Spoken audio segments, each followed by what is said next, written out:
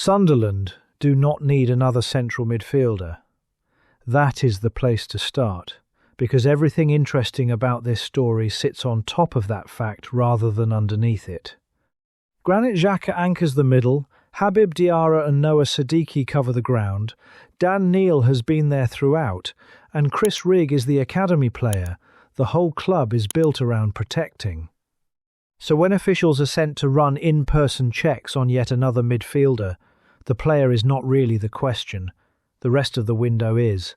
The name is Marlon Gomes, the Shakhtar Donetsk midfielder, and Sportsboom report that Sunderland, Newcastle and Aston Villa have all dispatched staff to look at him, with Shakhtar valuing him at around £17 million.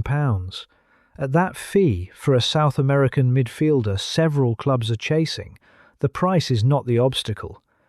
The obstacle is the squad he would be walking into. Two readings make this coherent. The first is that one of the current midfielders is being lined up to leave, and the recruitment department is moving early to replace him rather than late. If that is the case, this stops being an addition and becomes a straight swap, which is exactly how a data-led model is supposed to behave. Spot the exit and line up the entry before the gap ever opens. The second is that this is deliberate squad building for two competitions. A season of Thursday then Sunday football needs more bodies than a domestic-only one. And 17 million for depth that can grow into a starter is the kind of bet that ages well, if the Europa League stretches the squad the way it tends to. The way they are going about it is harder to square. This is an auction. 3 clubs, officials on the ground, and a player who, by Sportsboom's account, holds the decision in his own hands.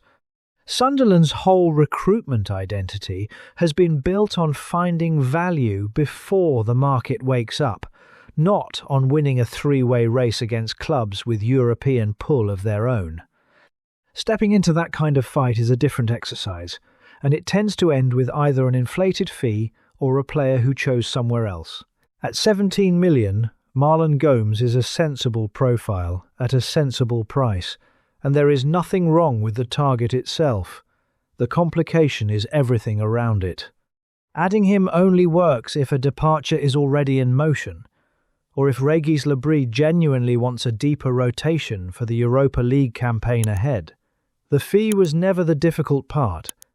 Whether a midfield that already holds Xhaka, Diarra, Siddiqui, Neil and Rigg has room for a 6th is the question Sunderland have to answer before they bid, not after.